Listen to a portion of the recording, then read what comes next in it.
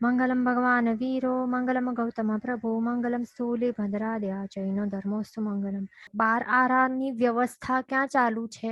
સંપૂર્ણ આખા આ શું કહેવાય તીર્છા લોકમાં નહીં, પણ ક્યાં હોય છે? અમુક ક્ષેત્રોમાં. એ પણ કયા? અઢી દ્વીપની અંદર. એમાં પણ બધા ક્ષેત્રો નહીં, અઢી દ્વીપમાં રહેલા માત્ર જે 5 ભરત ક્ષેત્ર છે અને 5 ઐરવત ક્ષેત્રો છે, માત્ર ત્યાં જ આ આપણે જે જોઈ રહ્યા છે ને કાળચક્ર, અલગ અલગ આરાઓ, અવસર્પિણી કાળ, ઉત્સર્પિણી કાળ, એની વ્યવસ્થા માત્ર આ જ 10 ક્ષેત્રોમાં ચાલે છે. બીજા ક્યાં પણ આ જે કાળચક્ર બદલાતું નથી, જેવું છે તેવું જ છે બીજી જગ્યાએ, આ 10 ક્ષેત્રો છોડીને. એ ધ્યાન રાખવાનું. આપણે શું જોઈ રહ્યા છે? અવસર્પિણી કાળના આરા, એક એક કરીને બધું આરો. હવે આપણે છઠ્ઠા આરા સુધી પહોંચ્યા છીએ. છઠ્ઠો આરોનું સમય, એનું નામ શું છે? દુષમ. દુષમ એટલે અત્યંત દુઃખમય હશે. એટલે ત્યાંની પરિસ્થિતિ કેવી હશે? અત્યંત દુઃખમય. એ પણ કઈ પરિસ્થિતિ? આત્મિક નહીં, પણ આ ભૌતિક અપેક્ષા છે આ. બરાબર. જે પણ કારણ કે જે પણ સમકિતી, એવું રેરલી પોસિબલ છે કે કોઈ સમકિતી જીવની ઉત્પત્તિ આ કોઈ એના કર્મનું અનુસારે આ દુષમ દુષમ એવા છઠ્ઠા આરામાં એમની ઉત્પત્તિ થઈ શકે છે. કર્મના કારણે કોઈ એવા સમકિતી જીવની ઉત્પત્તિ થઈ શકે છે, છતાં પણ એની આત્મિક પરિસ્થિતિ કેવી હશે? કેવી હશે? એ સમતા ભાવે સહન કરશે બધું. એ ધ્યાન રાખવાનું. એટલે આ દુષમ દુષમ જે છે, તો એ બાહ્ય પરિસ્થિતિના અનુરૂપે અહીંયા એવું નામ આપેલું છે, બતાડેલું છે. એ ધ્યાન રાખવાનું. અને જે પણ મિથ્યાત્વી જીવો હશે, તો એ તો એમની આત્મિક સ્થિતિ પણ એવી જ હશે. આર્ત ધ્યાન, રૌદ્ર ધ્યાનમાં જે લોકો રમણ કરતા રહેશે, કારણ કે એમનાથી એ બધું સહન નહીં થાય. હા, એવું એ કરશે અને પછી સહન નહીં કરી શકશે તો શું કરશે? ત્યાં જ સુસાઇડ કરશે. એવું રહેશે. અત્યંત દુઃખમય એવું આ છઠ્ઠો આરો. એ અમુક જ વર્ષો, થોડાક જ વર્ષો બાકી છે. આ 5મો આરો પૂર્ણ થઈ જશે પછી આ સ્ટાર્ટ થશે છઠ્ઠો આરો. એ પણ કેટલું છે? એનું ડ્યુરેશન ટોટલ છે 21,000 યર્સનું છે. બરાબર. એમાં શું થશે? એવી પરિસ્થિતિ કેવી હશે કે જીવો એવા આટલા પ્રમાણમાં એ નિર્બળ થઈ જશે કે એમને જે સૂર્યનું જે તાપ હશે ને, તો એ સહન નહીં થશે. પછી એવા નિર્બળ થશે. એમનું જે સંઘર્ણ હશે એ પણ નબળા હશે. એના કારણે એમનું મનોબળ પણ અત્યંત નબળો હશે. ચંદ્રનું જે શીત હશે ને, શીતલતા, તે પણ એ સહન કરી નહીં શકશે. પણ એવું નથી બનતું કે સૂર્ય અને ચંદ્ર માત્ર આ 10 ક્ષેત્રોમાં જ અત્યંત આ ઠંડીને ગરમી વરસાવશે. એવું નથી. એ તો સેમ જ હશે, પણ જે મનુષ્યમાં એવી તાકાત જ નહીં હશે કે તેઓ સહન કરી શકશે. એમને બહુ જ ગરમી, અત્યંત એવું, એટલે સહન જ નહીં કરી શકશે. એટલા માટે તેઓ બિલથી બહાર નીકળી જ નહીં શકશે. જે પણ બિલ બખોલ ગુફામાં એ રહેતા હશે ને, આપણે પહેલા જોયું કે ક્યાં એનું લોકેશન છે. આપણે જોયું ને 72 બિલ, આપણે લાસ્ટ ક્લાસમાં જોયું હતું કે 72 બિલ ક્યાં છે. બરાબર. તે આપણે જોયું હતું ને. ઓકે. હા, તો ત્યાં એ લોકો રહેતા હશે અને પછી બહાર નીકળશે જ નહીં, અંદર જ રહેશે ગુફાઓમાં.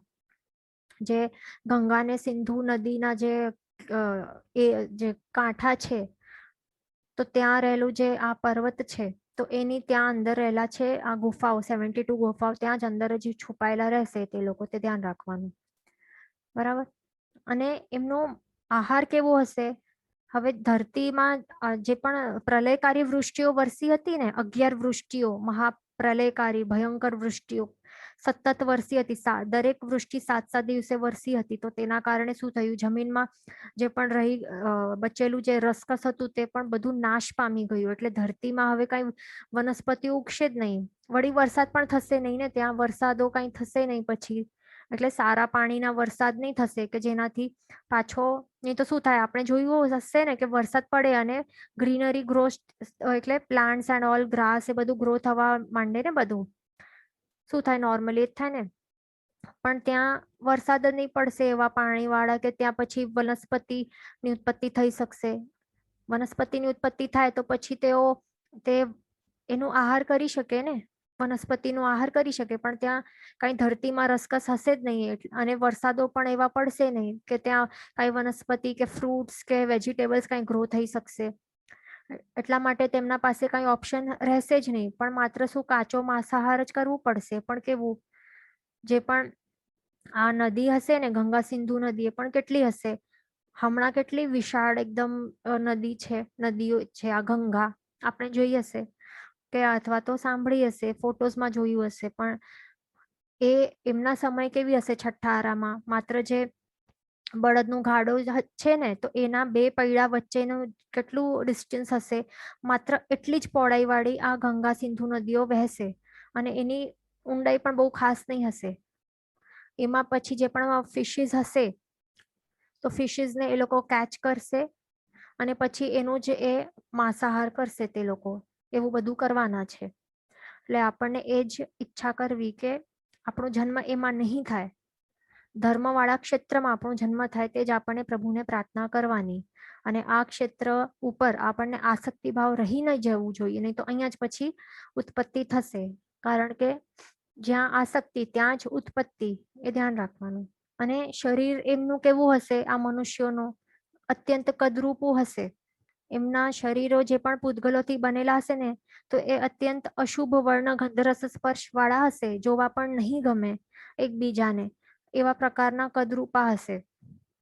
હમણાં આપણને રૂપ મળ્યું છે, તો એના ઉપર આપણને અભિમાન નહીં કરવાનું આ ભાવમાં. જો આપણે અભિમાન કરશું તો તે રૂપ આપણું ચાલ્યું જશે, અને પછી આપણને પણ આવા કદરૂપા શરીરો મળશે, અને આવા પાપવાળા સ્થાનોમાં જન્મ થશે, એ ધ્યાન રાખવાનું. વળી હાઈટ પણ કેટલી, માત્ર 1 હાથની હાઈટ, એટલે 1.5 ફૂટનું. એટલે વિચારો 1 હાથ આપણું કેટલું છે, એટલા નાનકડા હશે તેઓ, વિચારો. એ તો મેક્સિમમ છે, એનાથી નાના, એનાથી પણ ઓછી હાઈટ થઈ શકશે. બરાબર. આ તો શું છે, 1 હાથનું શરીર બતાડેલું છે, તો બધા 1 હાથના જ હોય?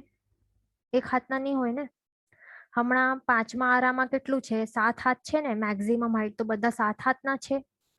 નથી ને. હવે શોર્ટ થતા એટલે બધાની હાઈટ નાની છે ને, કોઈ પણ 7 હાથ જેટલું નથી, એ તો મેક્સિમમ છે.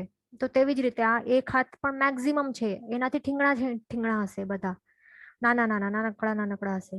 ધ્યાન રાખવાનું, બધાનું અલગ અલગ હશે. એટલે આ ખાલી શું છે, માત્ર આ મેક્સિમમ છે, એનાથી ઊંચો કોઈ નહીં હોય, એ ધ્યાન રાખવાનું. બરાબર. અને જીવન કેવું હશે એ લોકોનું, નીતિ નિયમ વગરનું, વિવેક વગરનું, જેમ તેમ જીવશે, પશુઓની જેમ. કાંઈ રૂલ્સ નહીં, પ્રિન્સિપલ્સ નહીં, ડિસિપ્લિન નહીં, કાંઈ પણ નહીં. બરાબર. એવા હશે બધા.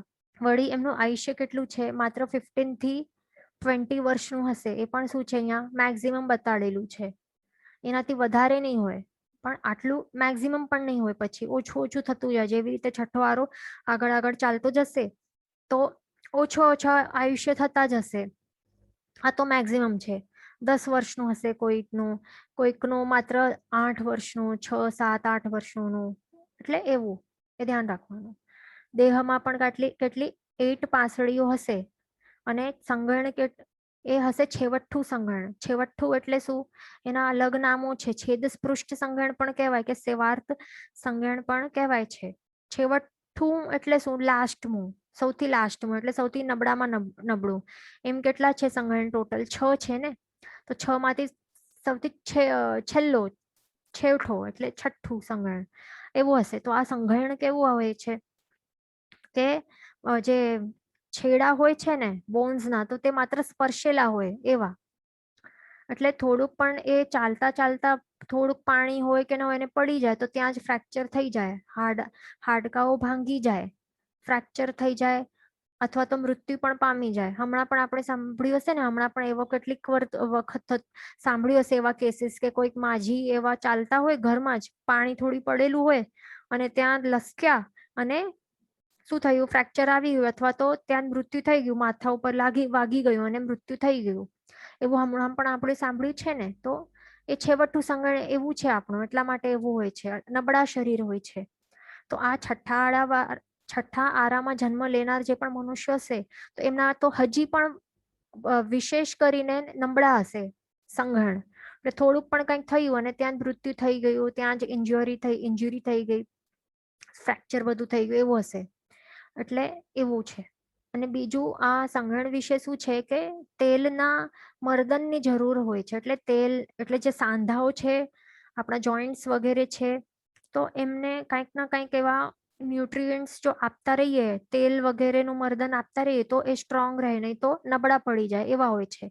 પણ આ જે છઠ્ઠા આરામાં એ બધું થોડી મળશે એમને, તેલ ને આ બધું જે પણ ન્યુટ્રિયન્ટ્સ એક્સ્ટ્રા, એ તો કાંઈ મળવાનું નથી. એટલે એમને એમ બહુ જ ખૂબ જ નબળા હશે એમના શરીરો, વીક હશે, નબળા હશે. અને આ જે શરીર છે, શરીરની જે નબળાઈ છે એ ડાયરેક્ટલી કોના ઉપર પછી અફેક્ટ કરશે? મનના બળ ઉપર. એટલે શરીરના મનના બળ, શરીરનું જે બળ છે એના કારણે, એટલે સંઘર્ષ છે એના કારણે એમનું જે મનોબળ એ પણ અત્યંત નબળું હશે. એ ધ્યાન રાખવાનું, બરાબર? એટલે મનની પરિસ્થિતિ પણ કેવી હશે? સાવ નબળી હશે, ડિપ્રેસ્ડ હશે વ્યક્તિઓ, કાંઈ કોન્ફિડન્સ નહીં હશે ને ખૂબ જ એવા હશે, હાર માની લે એવા હશે.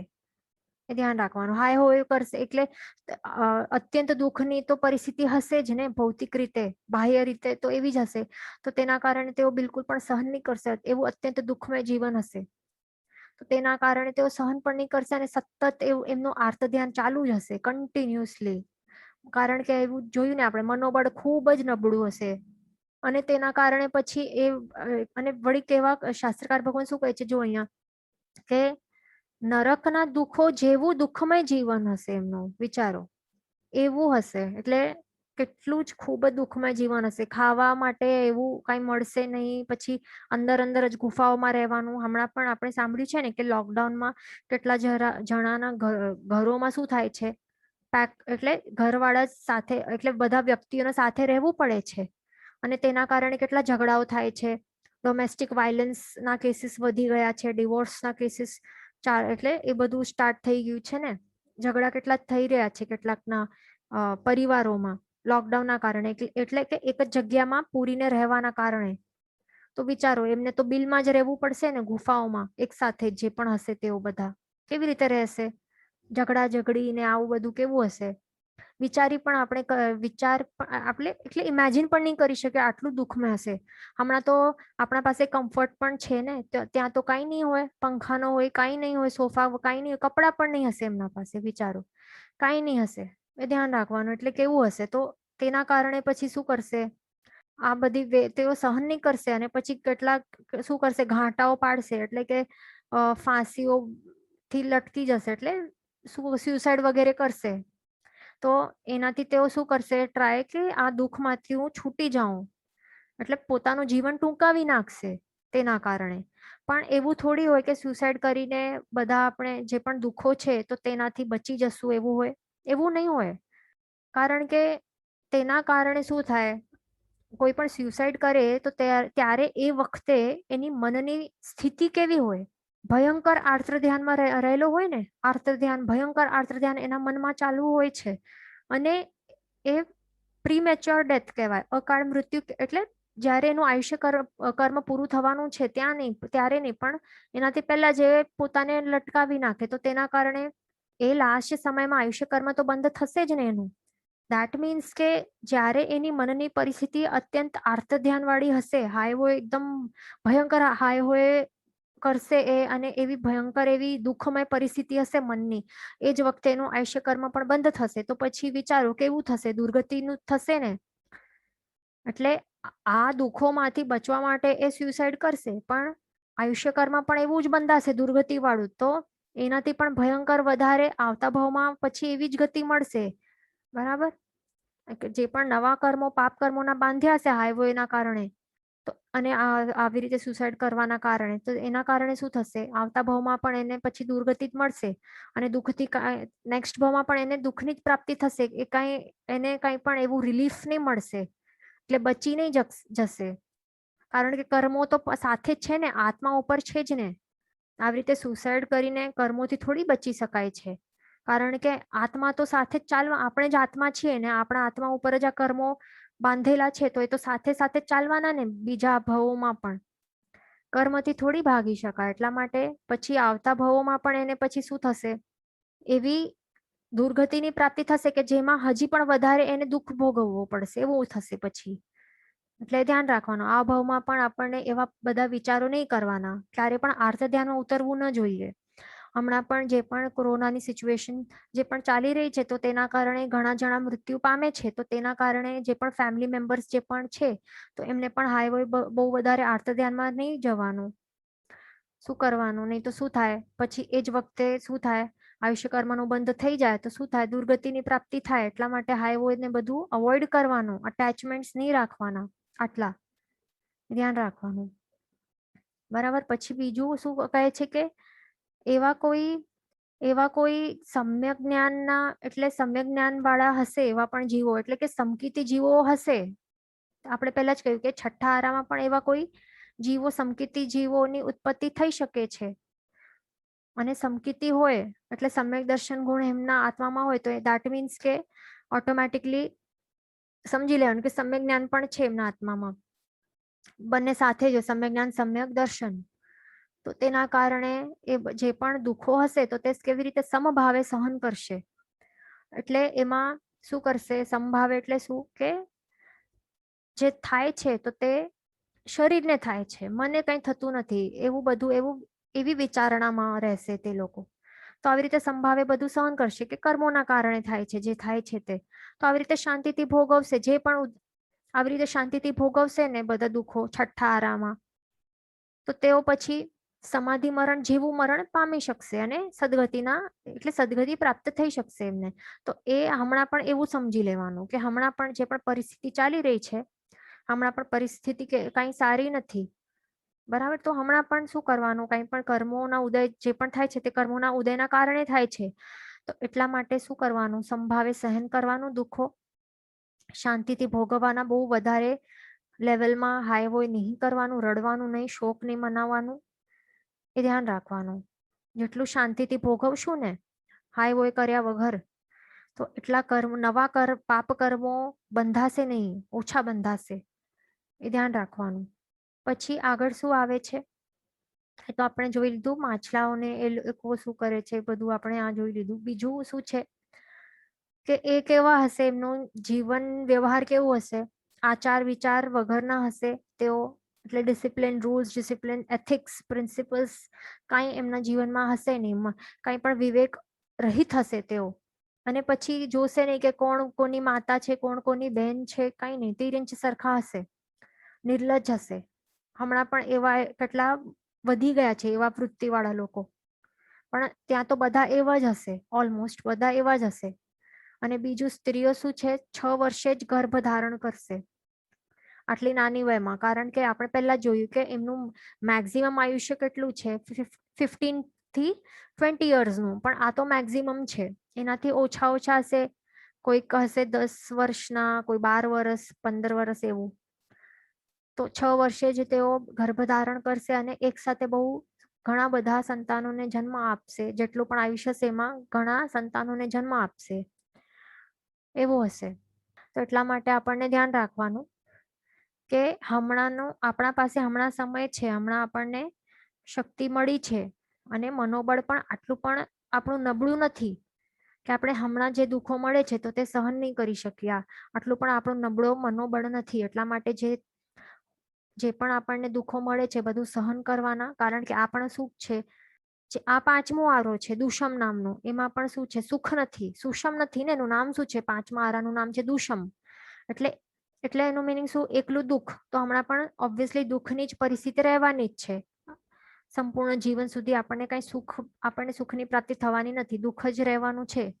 એટલે એ ફિટમાં કરી લેવાનું માઇન્ડમાં કે દુઃખ જ મળવાનું છે. કાંઈ પણ કરી લો, સુખની શોધખોળ કરશું, સુખ મળવાનું નથી. સુખ જો જોઈએ તો ક્યાં આપણને શોધખોળ કરવાની સુખની, આપણા પોતાના આત્મામાં, ત્યાં જ મળશે. બીજું બહાર તો ક્યાંય મળવાનું જ નથી ભૌતિક રીતે.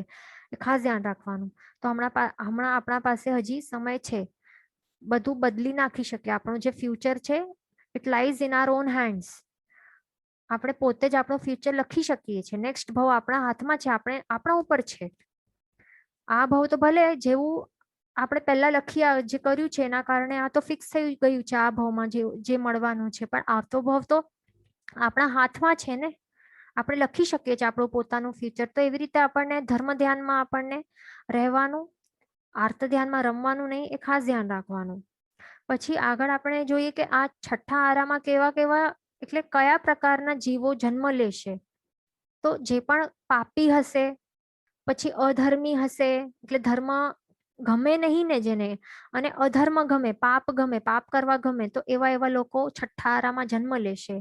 વળી જે નાસ્તિક હશે અને બીજું વ્યસની જીવન જે જીવશે ને, વ્યસની એટલે કેવા વ્યસન, 7 વ્યસનો આપણે ખ્યાલ હશે.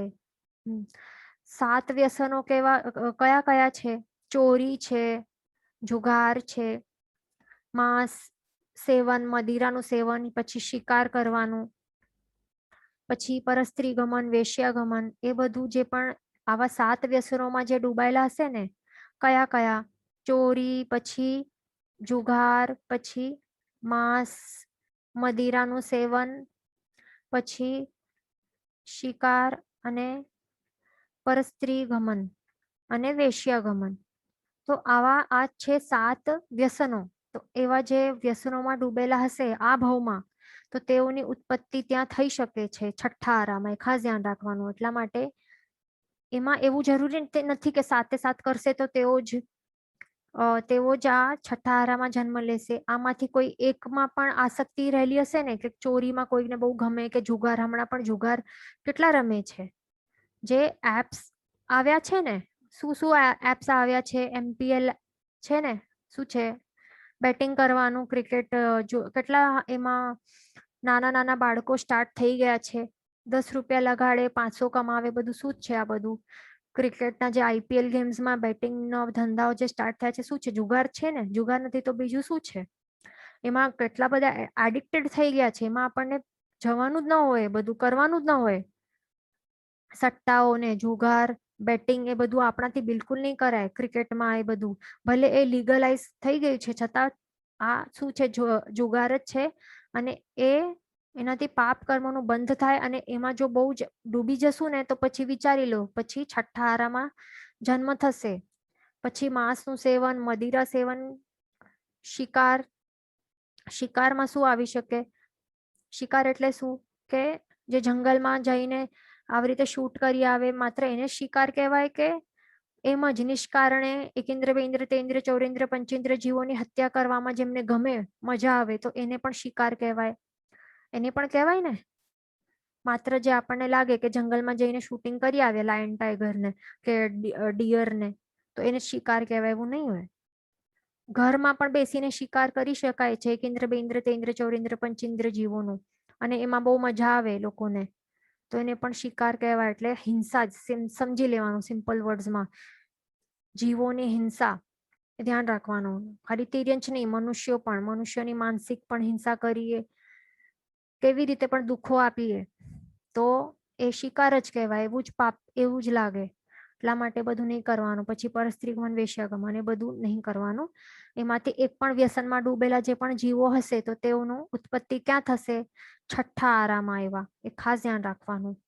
બરાબર. પછી જે 18 પાપસ્થાનકોનું સેવન કરશે, કેટલા? 18 પાપસ્થાનકોનું જે પણ, એટલે પહેલે પ્રાણાતિપાત, બીજે મૃષાવાદ વગેરે, જે પણ 18 પાપના સ્થાનકો છે, એનું સેવન જે પણ રસપૂર્વક કરશે, એમાં એ સેવન કરવામાં બહુ જ વધારે મજા આવતી હશે, તો એવા લોકોનું શું થશે? એવા ચીકણા પાપ કર્મોનું બંધ થશે. કે પછી ક્યાં ઉત્પત્તિ થશે? છઠ્ઠા આરામાં. એટલે ધ્યાન રાખવાનું. પછી બીજું શું છે? અભક્ષ્ય ભોજન જે કરશે. શું છે? અભક્ષ્ય ભોજન. તો આપણે 12 વ્રતના ક્લાસમાં આપણે જોયું હતું ને, કે 22 અભક્ષ્ય વસ્તુઓ કઈ કઈ છે. તો બધી અભક્ષ્ય વસ્તુઓનું આપણને ત્યાગ કરવું જરૂરી છે. અભક્ષ્ય ભોજન જે પણ રસપૂર્વક કરશે, અને ખ્યાલ આવી જશે કે એને ખ્યાલ હશે, જ્ઞાન હશે કે આ અભક્ષ્ય વસ્તુ છે, છતાં પણ રસપૂર્વક ટેસ્ટ લઈને આસક્તિપૂર્વક એનું ભોજન કરતો જશે, તો એની પણ ઉત્પત્તિ ક્યાં થશે? છઠ્ઠા આરામાં થશે. ધ્યાન રાખવાનું. બીજું રાત્રિ ભોજન. તો હા, અને બીજું એમાં 4 મહાવિઘયો પણ આવી જાય છે, એ પણ ધ્યાન રાખવાનું. એટલે 22 અભક્ષ્યો જે છે, તો એ આપણે લઈ લીધું હતું ટોપિક, એટલે એમાં આપણે હમણાં નથી જતા. પછી છે રાત્રિ ભોજન. તો રાત્રિ ભોજન એવું મહાપાપ છે ને, કે એનાથી તો દુર્ગતિ નિશ્ચિત છે, પાકી છે, લખી લેવાનું. હમણાં જ આપણું પોતાનું જીવન જોઈ લેવાનું કે જો આપણું રાત્રિ ભોજન રોજનું રોજ ચાલુ હશે ને હમણાં, તો ત્યાં લખી લેવાનું. શું લખી લેવાનું કે નેક્સ્ટ ભાવની ટિકિટ ક્યાંની છે, આપણી ક્યાંની કઢાવી લીધી છે, નરકની અથવા તો તિર્યંચની અથવા તો આ છઠ્ઠા આરામાં આપણી ઉત્પત્તિ થઈ જશે. એટલે લખી લેવાની. આ ક્લિયર લખેલું છે. શાસ્ત્રકાર ભગવાન તો વારંવાર કહેતા હોય છે કે અભક્ષ્ય ભોજન નહીં કરવાનું. એમાં કંદમૂળ પણ આવી જાય છે. કંદમૂળ પણ જે પણ વાપરશે તો એમનું પણ શું થશે, છઠ્ઠા આરામાં ઉત્પત્તિ થશે. રાત્રિ ભોજન જે હમણાં પણ ઘણા જણનું ચાલુ છે, ઘણા જણનું હજી પણ ચાલુ છે. આટલા ક્લાસ સાંભળ્યા બાદ પણ ખૂબ જ વિચારવા જેવો આ વિષય છે. આપણે શા માટે લાઇટલી લઈ રહ્યા છીએ? આપણે જાણી ગયા છે કે કંદમૂળ ભોજન, અભક્ષ્ય, રાત્રિ ભોજન એનાથી શું થાય છે. બધા આટલા ક્લાસો થઈ ગયા છે, લાસ્ટ યર થી ચાલુ છે, છતાં પણ આપણે હજી સુધી આપણું ચાલુ હોય તો શું થવાનું છે? એટલે આપણે બહુ લાઇટલી લઈ રહ્યા છીએ ને આ બધું. એનું એ જ મિનિંગ થયું ને, લાઇટલી લઈ રહ્યા છે. અથવા તો આપણને જીનવાણી ઉપર આપણને આ ટ્રસ્ટ જ નથી. એટલે પ્રભુએ જે પણ કહ્યું છે એના ઉપર આપણને સાચી શ્રદ્ધા જ નથી કે રાત્રિ ભોજન જે પણ કરશે તો એની આવી દુર્ગતિ મળશે. એના ઉપર આપણને ટ્રસ્ટ જ નથી ને, એટલા માટે આપણે લાઇટલી લઈ રહ્યા છે. અને હજી પણ ચાલુ છે આપણા બધાના રાત્રિ ભોજન, કંદમૂળ સેવન એટલા જ માટે ચાલુ હશે ને. તો ક્યાંથી સંકેત મળવાનું છે? દુર્ગતિ તો ફિક્સ કરી લીધી છે. આપણને ક્યાં થોડું પણ ડર નથી લાગતો આપણા આત્માનું કે શું થશે આવતા ભાવમાં? હમણાં પ્રેઝન્ટમાં તો ખુશ છીએ ને, બસ છે આપણને એવું છે ને. તો ધ્યાન રાખવાનું આવતા ભાવમાં શું થશે. એટલે જે પણ લેડીઝ, જે પણ શ્રાવિકાઓ હશે તો એમને આ બધું બનાવવાનું બંધ કરી નાખવાનું. એક શ્રાવિકા જો પ્રોપરલી વિચારી લે કે ઘરમાં હવેથી રાત્રે હું બનાવું જ નહીં, પાણીના જે માટલા ઉલટા વાળી નાખીશ, તો પછી કરશે શું બીજા લોકો? એ લોકોનું પણ પછી મળશે ને મોટિવેશન, મળશે થોડુંક સ્ટાર્ટ તો થશે ઘરમાં. રાત્રિ ભોજન બંધ તો થશે, કંદમૂળનું બંધ તો થશે. એટલે થોડુંક આપણને કંઈક ચેન્જ લાવવાનું છે પોતાના લાઈફમાં. નહીં તો આવતા ભાવમાં શું થશે વિચારી લેવાનું. ક્યાં મળશે, શું થશે, બધું જ ભગવાને કહ્યું છે આ બધું. બરાબર, ધ્યાન રાખવાનું. પછી શું છે, આ તો આપણે જોઈ લીધું. અને હા, રાત્રિ ભોજનનું શું છે કે તિર્યંચમાં જો મળે ને, તિર્યંચમાં તો એ પણ કેવા અશુભ એવા હોય ને, તુચ્છ એવા ભવો મળે. જેમ કે કાગડાઓ બનવા પડે, ઘુવડ બનવા પડે, અથવા તો ઘરોળી એટલે કે લિઝર્ડ્સ હોય ને, લિઝર્ડ્સ, આઉલ, ક્રો, એવા ભવો મળે. પછી એમાં પણ શું કરે લોકો? ક્રો શું વાપરે જોયું હશે ને, માંસાહારી હોય ક્રો, માંસાહાર કરે. ઘરોળીઓ શું કરે? જીવતી માખીઓને ખાઈ લે ને. એટલે એવા પછી ભવો, તુચ્છ ભવો મળશે. અને એના કારણે હજી નવા પાપ કર્મોનું બંધ થશે. અને પછી દુર્ગતિની પરંપરા સર્જાઈ જશે આગળ ને આગળ. અથવા તો રાત્રિ ભોજન કરીને પછી શું થશે? રાત્રિ ભોજન કરનારને પછી એક તો તિરંજનું જોયું, બીજું છે આ છઠ્ઠા આરામાં જન્મ લેશે અથવા તો નરકમાં જશે. નરકમાં પણ ત્યાં પછી હાઈવ હોય તો ચાલુ જ હોય ને. એવું થોડી આપણે કંઈક આપણામાં સમ્યક દર્શન હજી આવ્યું જ ક્યાં છે કે સંભાવમાં બધું સહન કરી લેશું નરકમાં પણ. અને આપણું શ્રેણિક મહારાજાની જેમ આપણું પણ પછી આપણે પણ શું નેક્સ્ટ ભાવમાં ત્યાંથી નીકળીને સિદ્ધ બની જશું, અર્યંત બની જશું કે સિદ્ધ બની જશું. એવું થોડી છે, આપણામાં ક્યાં સંકેત આવ્યું છે હજી. એટલે નરકમાં પણ જશું ને તો હાઈ હોય ત્યાં પણ આપણું સ્ટાર્ટ થઈ જશે. અને નવા પાપ કર્મોનું બંધ થઈને આગળ પછી એટલે દુર્ગતિની પરંપરા સર્જાઈ જશે. એટલા માટે આ ડરવાનું છે આપણને. રાત્રિ ભોજનથી ડરવાનું, કંદમૂળથી ડરવાનું, પાપથી ડરતા જ નથી આપણે. એ જ આપણો પ્રોબ્લેમ છે. બરાબર, એ ધ્યાન રાખવાનું. બીજું, રાત્રિ ભોજન કરવાથી તો સાયન્ટિફિક રીઝન પણ એ છે કે શું થાય છે, આપણું સિસ્ટમ છે, ડાયજેસ્ટિવ સિસ્ટમ, તો એ ખરાબ. એટલે એ કેવું થાય છે, એનું નબળું બંધ થતું જાય છે. રાત્રે વાપરીને પછી તરત સૂઈ જાય, એનાથી કાંઈ ડાયજેશન પ્રોપરલી થાય નહીં, આ બોડી પછી નબળી બનતી જાય, એવું બધું થાય છે. એટલે એટલીસ્ટ એ તો વિચાર એ ડોક્ટરોનું તો સાંભળી લેવાનું એટલીસ્ટ. ભગવાનનું નથી સાંભળતા તો. બરાબર, એટલે આ બધું ધ્યાન રાખવા જેવું છે આ વસ્તુઓ. એક ક્વેશ્ચન છે કે આ 7 માંથી એક પણ માં આપણે ન હોઈએ તો આપણું છઠ્ઠા આરામાં ચાન્સ ઓછું ને. હા, એટલે આ 7 વ્યસનોનો ક્વેશ્ચન છે કે આ 7 માંથી એક પણ આપણે જો વ્યસનમાં ન હોઈએ તો આપણું છઠ્ઠા આરામાં ચાન્સ ઓછું હોય. હા, તો ઓછું છે.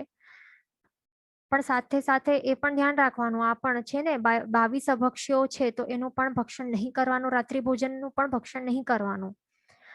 એટલે તો એ ધ્યાન રાખવાનું. આટલું નહીં કરીએ તો પછી આપણા બચવાના ચાન્સ છે ઘણા બધા. એટલે સદગતિની પ્રાપ્તિ થઈ શકે. બીજું એ પણ સંભાવે રહેવા પ્રયત્ન કરવાનું.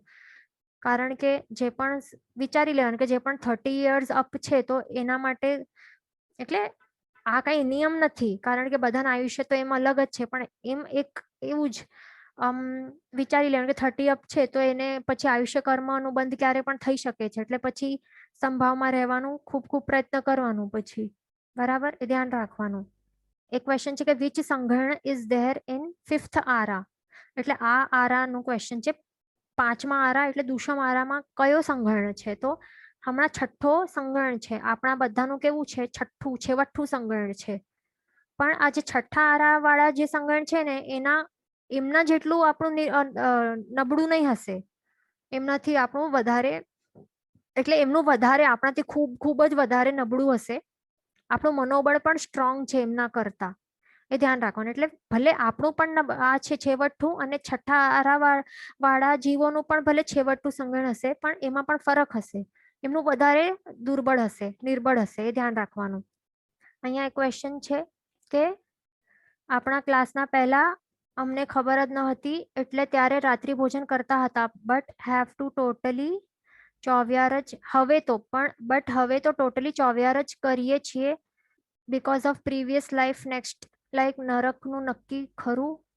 એટલે આયુષ્ય કર્મનું બંધ જો થઈ ગયું હશે ને તો પછી, અને એ વળી એ પણ આસક્તિપૂર્વક આપણે વાપર્યું હશે રાત્રિ ભોજન કરતા કરતા, અને એ વખતે જો આપણું થઈ ગયું હશે આયુષ્ય કર્મનું બંધ, તો પછી ચાન્સીસ છે, ઘણા ચાન્સીસ છે કે તિર્યંચનું થઈ જાય, અથવા તો નરક ગતિ થઈ શકે છે, અથવા તો છઠ્ઠા આરાનું થઈ શકે છે. આ 3 માંથી કાંઈ પણ થઈ શકે છે. એટલે એ ધ્યાન રાખવાનું. કેવું પણ એવી રીતે પછી હતાશ થઈને નહીં બેસી જવાનું કે હાય અમારું તો આયુષ્ય કર્મનું બંધ થઈ જ ગયું હશે, હવે દુર્ગતિ પાકી, હવે શું કરવું? એવું નહીં કરવાનું. કારણ કે આ નિયમ નથી. આપણને ખ્યાલ નથી ને આપણું થયું છે કે નહીં આયુષ્ય કર્મનું બંધ, એ આપણને ખ્યાલ નથી. જરૂરી નથી કે થઈ ગયું હશે. કારણ કે જો એ નિયમ છે ને કે વાનથડ જે આપણું જે ટોટલ આયુષ્યનું જે વાનથડ ભાગ છે બાકી હોય તો ત્યારે એ બંધ થાય, અને ત્યારે પણ નહીં થાય તો એમાંથી વાનથડમાં ભાગે થાય, એમાં પણ નહીં થાય તો હજી એનું વાનથડ કરવાનું બાકી હોય ત્યારે થાય. એટલે આવી રીતે કરીને કેટલાકનું એકદમ એકદમ જ્યારે આયુષ્ય પૂર્ણ થતું હોય ત્યારે છેલ્લા અંતર મુહૂર્તે પણ થાય. એટલે ક્યારે પણ થઈ શકે છે. આપણને ખ્યાલ ન હોય, એટલા માટે આપણને સતર્ક રહેવાનું હંમેશા. એવું જ વિચારવાનું, એવું જ કે નહીં થયું હશે. બરાબર, એવું જ વિચારવાનું માઇન્ડમાં. અને થઈ પણ ગયું હોય તો પણ ધર્મના આપણને શું કરવાનું? જો સમજો કે થઈ પણ ગયું હશે ને આપણું નરક આયુષ્ય કર્મનું બંધ, અથવા તો તિર્યંચનું અથવા તો છઠ્ઠા આરામાં થઈ ગયું હશે આપણું ફાઇનલ રાત્રિ ભોજન કે આવા બધા કંદમૂળ કે 22 અભક્ષ્યો વાપરવાના કારણે, તો પછી શું કરવાનું? ધર્મ છોડવાનું નહીં તો પણ, કારણ કે સંસ્કારો આપણને એવા કરવાના, સમકિતની પ્રાપ્તિ કરવા પ્રયત્ન કરતા રહેવાનું. સમકિતની પ્રાપ્તિ તો આપણને એટલે થઈ શકે છે ને. હમણાં પણ આપણા આત્મામાં સમ્યક દર્શન નામનું ગુણ જે છે ને તો તે પ્રગટ થઈ શકે છે. એટલે ભલે આયુષ્ય દુર્ગતિ વાળું બંધાઈ ગયું છતાં પણ સમ્યક દર્શન જો પ્રગટી જશે આત્મામાં તો શ્રેણિક મહારાજા જેવું થઈ જશે. એટલે ભલે નરકમાં છીએ છતાં પણ શું છે? સમ્યક દર્શન એમના જેવું ભલે ક્ષાયિક સમકિત નો ક્ષાયિક સમકિત તો આપણે હમણાં નહીં મળી શકવાનું. ક્ષમિક સમ્યક્ત્વ મળી શકે છે. તો એવું પણ જો મળી જાય છતાં પણ આપણા આત્મામાં તો પછી સંભાવ આવી શકે છે ને. અને પછી દુર્ગતિમાં પણ હશું છતાં પણ સમકિત એટલે આત્મામાં સમકિત હશે તો પણ આપણે સંભાવે બધું સહન કરીને પછી શું થશે? આપણું બધા પાપ કર્મોનું ક્ષય કરીને આગળ સદગતિ મળશે ને. એટલે પરંપરા તો નહીં મળશે, દુર્ગતિની પરંપરા નહીં સર્જાશે. એટલે એ ધ્યાન રાખવાનું. એટલે જેટલું જલ્દી થાય તો એટલું જલ્દી બધું ત્યાગવાનું શું આજથી જ કરવાનું, કારણ કે હમણાં તો લોકડાઉનના દિવસો છે, તો આપણે હમણાં તો કઈ એવું કઈ છે નહીં ને એટલે કે કઈ કમ્પલ્શન કે એવું કઈ મજબૂરી તો નથી ને કે ઓફિસમાં જવું પડશે અને રાત્રે લેટ થાય એટલે રાત્રિ ભોજન કરવું પડે છે કે કંદમૂળનું ભક્ષણ કરવું જ પડશે, નહીં તો કઈ થઈ જશે, એવું તો હમણાં તો કઈ એવું છે નહીં ને મજબૂરી. એટલે આ બધું હમણાં જ આપણને બહુ સરસ એવું ચાન્સ મળ્યું છે આ બધું ત્યાગ કરવાનું, પાપોનું ત્યાગ કરવાનું, કારણ કે કોરોના પણ જે થાય છે એ પણ પાપના ઉદયના કારણે થઈ રહી છે ને, જેને પણ થાય છે, જે પણ પ્રોબ્લેમ આવે છે આપણા પાપ કર્મોના કારણે થાય આ બધું આવે છે. એટલા માટે પાપ નવા નવા નહીં કરવાના. અહીંયા ક્વેશ્ચન છે કે વી કમ ઇન વિચ આરા. આપણું હમણાં 5મો આરો ચાલી રહ્યું છે દુષમ નામનો. અવસર પેણી કાળનો દુષમ આરો એ પણ 5મો આરો છે. પછી આવશે 6ઠ્ઠો આરો થોડાક વર્ષોમાં, એ ધ્યાન રાખવાનું. ઓકે, તો હવે આપણે આ જોઈ લીધું. એટલે આપણને નાસ્તિક પણ કેટલા હોય છે હમણાંના ટાઈમમાં. આ શ્રાવક શ્રાવિકાઓ આપ ભલે ભગવાનને માનનારા છો, છતાં પણ કેટલાકના બાળકો કેવા હોય છે, નાસ્તિકના નાસ્તિક હોય છે ને એવા કેટલા જણ હોય છે ને. હમણાં પણ જૈન પરિવારોના બાળકો કેવા બને છે, નાસ્તિક બની જાય છે ને.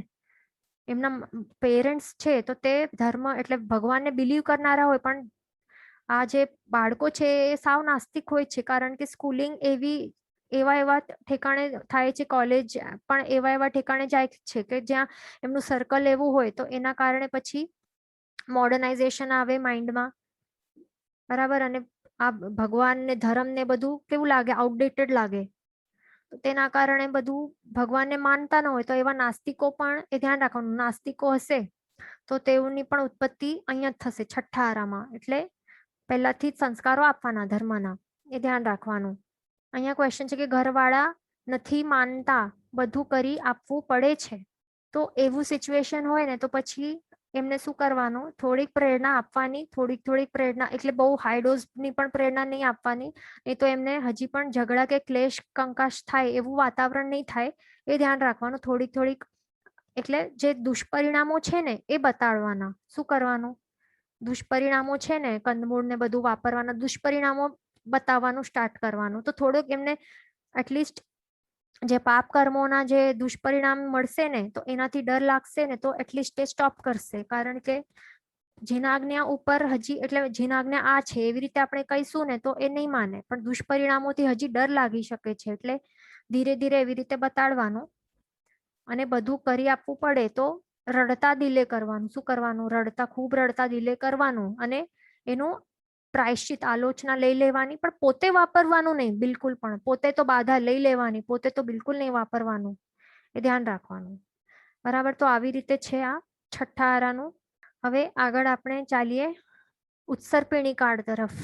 હવે અવસર્પિણી કાળ પતી ગયું, પહેલો બીજો ત્રીજો છઠ્ઠો આરો, 5મો 6ઠ્ઠો આરો એ થઈ ગયો. હવે ઉત્સર્પિણી કાળ સ્ટાર્ટ થશે. એના પણ 6 આરાઓ છે, એ સ્ટાર્ટ થશે પહેલા આરાથી, બરાબર. તો હવે ઉત્સર્પિણી કાળનો પહેલો આરો કેવો છે તે આપણે જોઈએ.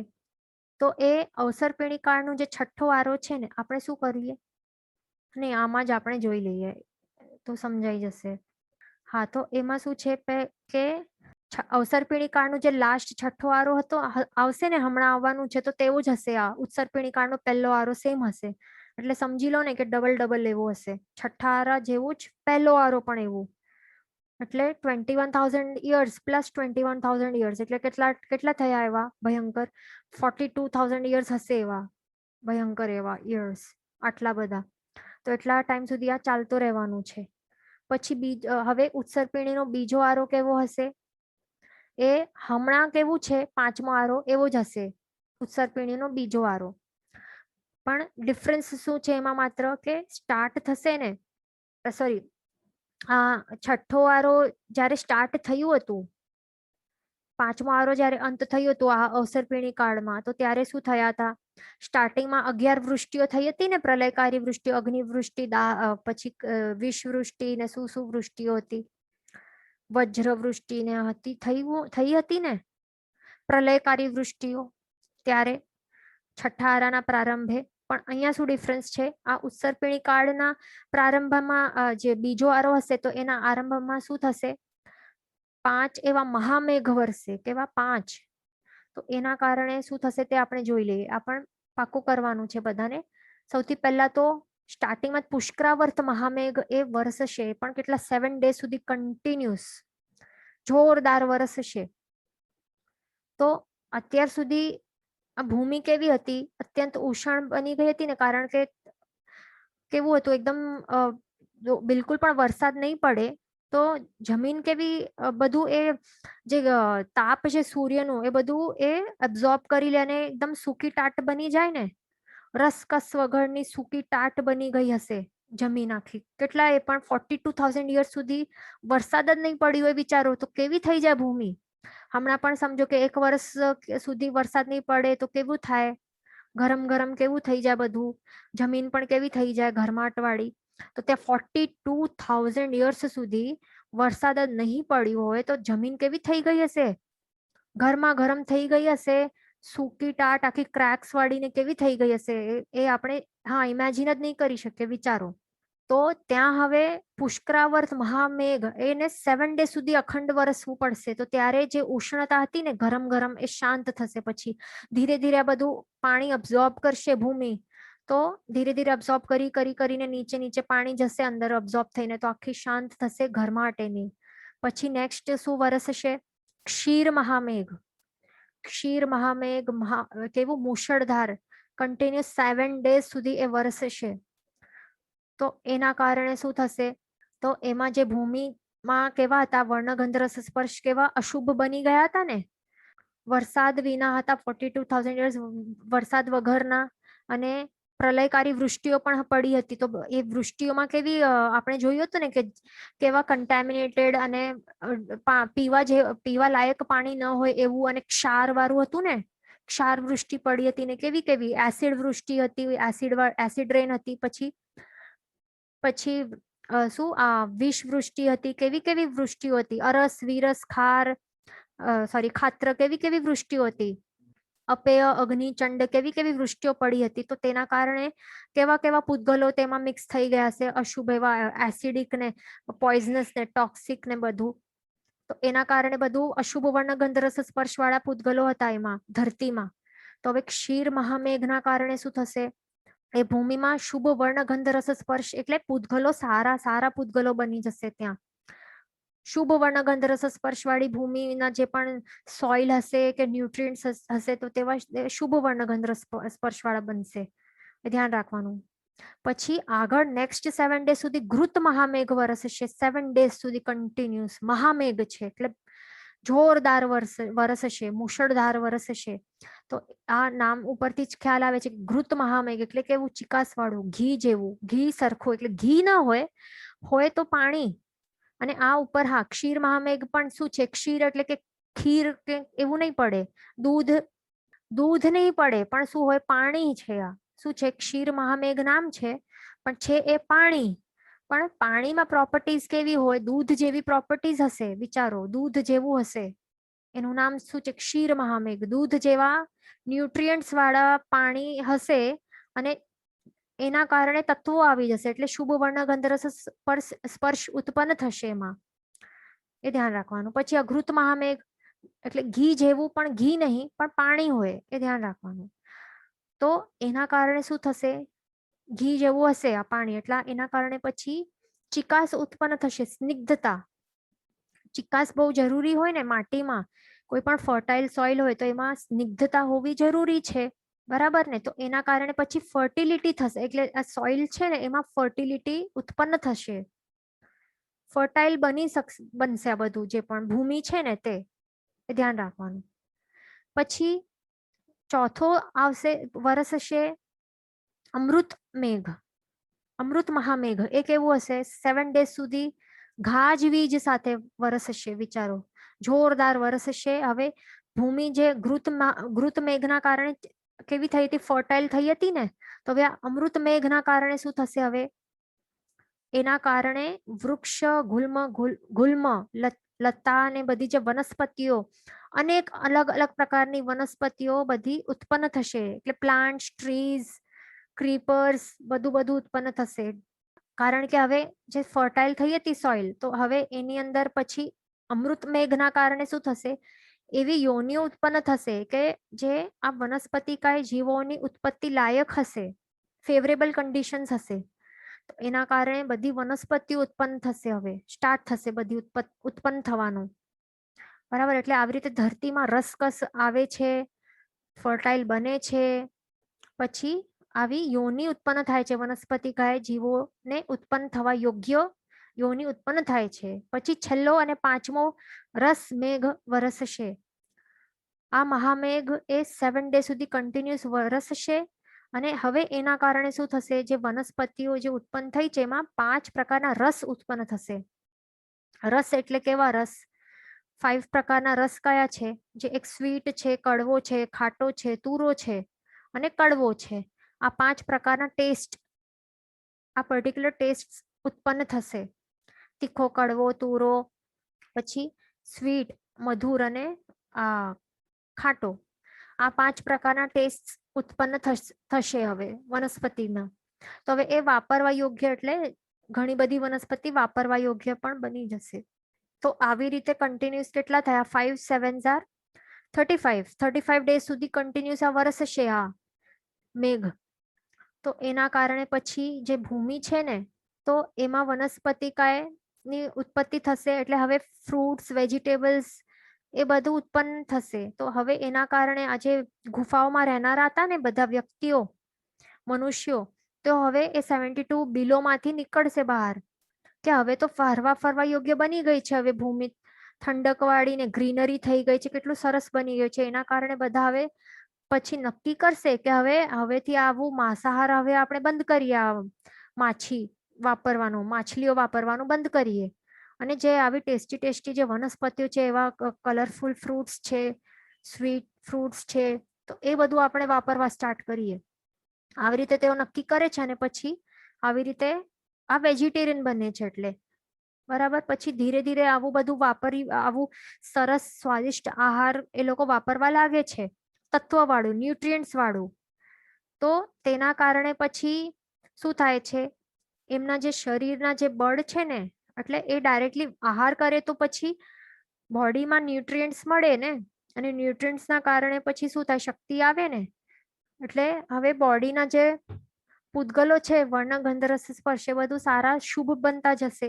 કારણ કે આ છે પણ ઉત્સર્પિણી કાળ ને. શું છે આ? ઉત્સર્પિણી કાળ છે ને. તો હવે એમાં સમય શું થાય છે, બધા પૂતગલો ના વર્ણ, ગંધ, રસ, સ્પર્શ એ શુભતર થતા જાય છે ને દરેક સમયે.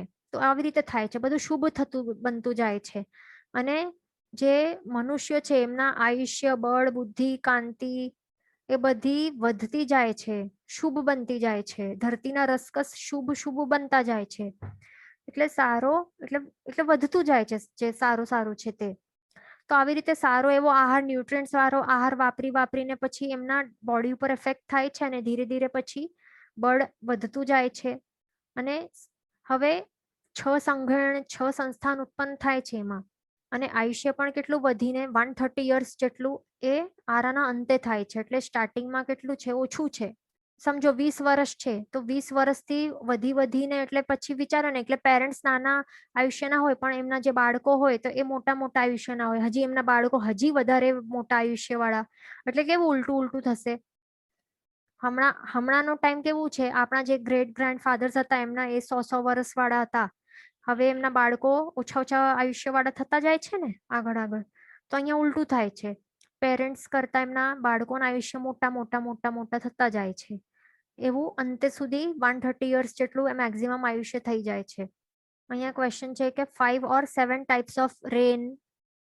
તો આ જે ઉત્સર્પિણી કાળનો આ જે બીજો આરો છે, એના પ્રારંભે માત્ર 5 પ્રકારના મેઘ વરસે છે. પુષ્કરાવર્ત, ક્ષીર, ઘૃત, અમૃત અને રસ મેઘ, મહામેઘ. આ 5 મહામેઘો વરસે છે, એ ધ્યાન રાખવાનું. બરાબર. What is the meaning of 6 સંસ્થાન? 6 એટલે કે 6 પ્રકારના સંસ્થાનો છે. સંસ્થાન એટલે શું? કે સંસ્થાન એટલે કે બોડીના આકાર, શેપ્સ, પ્રપોર્શન્સ એ છે. એ 6 અલગ પ્રકારના હોય છે. કોઈક જે સમચતુરસ્ર સંસ્થાન છે એ પહેલા ફર્સ્ટ સંસ્થાન છે. તો એટલે એ એકદમ પરફેક્ટ પરફેક્ટલી શેપ્ડ, પરફેક્ટ એકદમ પ્રપોર્શન્સ હોય ને, તો એવું ફર્સ્ટ છે. અને છઠ્ઠું છે એનું થોડુંક, એટલે છેલ્લો હશે છઠ્ઠો આ સંસ્થાન, એનું બેડોળ ટાઈપ હશે. એટલે એવું અલગ અલગ પ્રપોર્શન્સ હોય છે. એવા 6 અલગ અલગ સંસ્થાનો હોય છે, એટલે બોડી પ્રપોર્શન્સ અલગ અલગ ટાઈપના. તો એ બધું હવે ઉત્પન્ન થશે, એ ધ્યાન રાખવાનું. અને 6 સંગણો, એ પણ બધું આવશે. પછી હવે શું થાય છે, બીજું એક ધ્યાન રાખવાનું કે હવે બાદર અગ્નિ પણ હવે પ્રગટ થશે. આ બીજો આરો જે છે ને, તો એમાં શું થશે, આગળ જતા જતા બાદર અગ્નિકાય જીવોની પણ ઉત્પત્તિ હવે સ્ટાર્ટ થશે આ બીજા આરામાં જ, એ ધ્યાન રાખવાનું. પછી હવે ત્રીજો આરો સ્ટાર્ટ થાય છે. કયો? ઉત્સર્પિણી કાળનો ત્રીજો આરો. એ કેના કોના જેવો છે? અવસર્પિણી કાળના ચોથા આરા જેવો છે. બરાબર. વળી હા, અને ઉત્સર્પિણી કાળનું આ ત્રીજા આરાનું નામ શું છે? દુષમ સુષમ. પહેલાનું તો આપણે જોયું પણ નહીં. પહેલું આ ઉત્સર્પિણી કાળનું પહેલો આરાનું નામ શું છે? દુષમ દુષમ. પછી બીજાનું નામ છે દુષમ, અને હવે આવે છે ત્રીજો, એનું નામ છે દુષમ સુષમ. એટલે એક એવો હશે ચોથા, આ અવસર્પિણી કાળના ચોથા આરા જેવું હશે આ દુષમ સુષમ. હવે એમાં શું થશે? હવે આપણે પહેલા જોઈએ ને કે બાદર અગ્નિકા જીવોની ઉત્પત્તિ તો થઈ ગઈ છે બીજા આરામાં. તો હવે એના કારણે પછી શું થશે? અસી મસી કૃષિનો વ્યાપાર સ્ટાર્ટ થઈ જશે. બરાબર. બીજા આરામાં જ સ્ટાર્ટ થઈ જશે. ક્યાં? બીજા આરામાં, ઉત્સર્પિણી કાળના બીજા આરામાં બાદર અગ્નિકાની ઉત્પત્તિ થશે. પ્લસ એના કારણે અસી મસી કૃષિનો વ્યાપાર સ્ટાર્ટ થઈ જશે, એ ધ્યાન રાખવાનું. પછી આવે છે ત્રીજો આરો. તો ત્રીજા આરામાં શું મેન થાય છે? જે 61 શલાકા પુરુષો છે, તો તેઓની ઉત્પત્તિ થાય છે.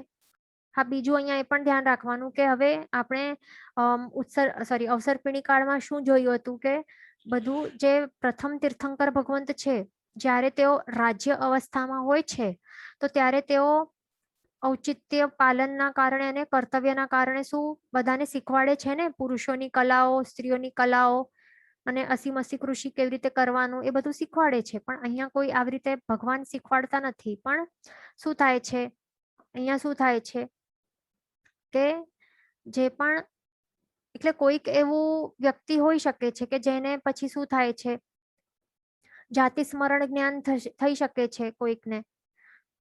બરાબર.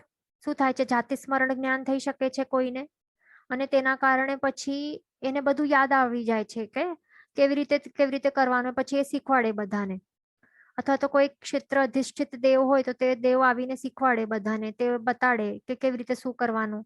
એવું હોય છે એમાં. એ એક ડિફરન્સ છે, તો તે યાદ રાખવાનું. અને બીજું એ ધ્યાન રાખવાનું કે અહીંયા કોઈ પણ કુલકરો નથી, કે કોઈ એવા કુલકરો હશે જે રીતે આપણે અવસર્પિણી કાળમાં જોઈએ ને કે કુલકરો થાય છે, તો અહીંયા કોઈ કુલકરો પણ અહીંયા થતા નથી, એ ધ્યાન રાખવાનું. ઉત્સર્પિણી કાળમાં આ એક ડિફરન્સ છે, મેઇન ડિફરન્સ.